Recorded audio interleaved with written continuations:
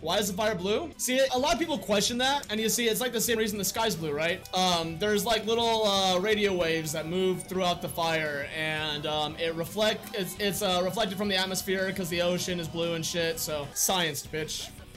Also, blue fire, fun fact for you, is not as hot as red fire. And you know what the hottest type of fire is white fire. I am not even fucking with you. That's a real thing. It's not even white though. It's like transparent. If you're burning cobalt metal, isn't cobalt blue? So by that logic, like, okay, so let me just to understand, right? So like, if I was to light Barney on fire, would the fire be purple? And if I was to light an orange on fire, right? An orange would give off orange fire. What about boron? Don't call me names. Burning a moron makes it green.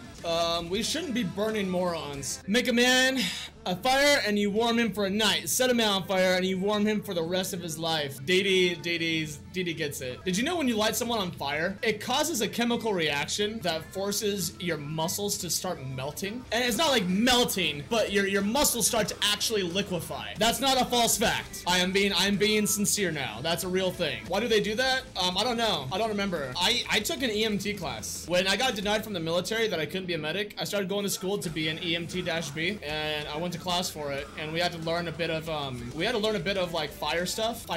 We had to learn, when you're a medic, you got to learn some stuff to be a firefighter too. And we were talking about like the biology of, you know, what happens when someone's lit on fire, what you do. Denies you for medics?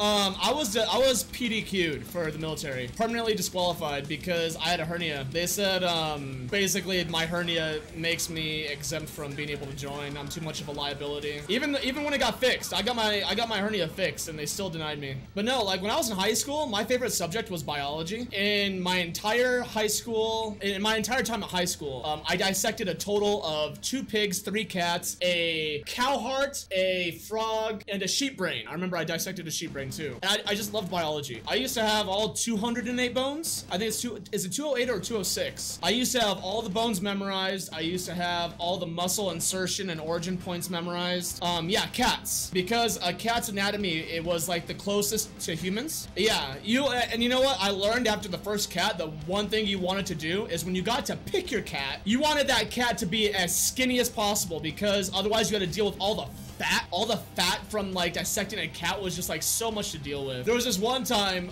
there was this girl in the class that I didn't like. It's not that I didn't care for her. I probably had like a small crush on her or something. I tried to gross her out by holding the pig intestines over my mouth, like I was gonna eat them, right? And you'll never guess what happened next.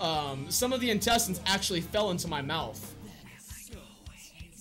Yeah, it was a real thing. Tasted just like formaldehyde. You know what formaldehyde tastes like? I'm assuming it's what death tastes like. If you ever want to taste death, never would have guessed that. People don't know, Tangang, and you know, I'm here to educate them. Needless to say, the whole class laughed, and my teacher face palmed and called me an idiot. Yeah, I felt pretty stupid. I didn't know what's funny is Caitlin's sister was in the class with me. I was actually in the same grade as Caitlin's sister. This was when I was like 16. I'm afraid she might not kiss me if she finds out. She doesn't kiss me when I eat onions. What do you think would happen if she found out there was pig intestines? And then, you know, where's the relationship? We don't kiss. I love onions. I don't like onion breath. I understand onion breath, okay? Like, I'm not a barbarian or anything. I understand the principle of, onion breath is not fun to kiss. And I understand that. You know, it's like kissing someone who's, you know, like, who smokes. Have you ever kissed someone who smokes? It's like kissing the ass of a donkey. And if any of you in smoking chat, I'm not sorry. I dated a girl who smoked, and it was like the most disgusting thing in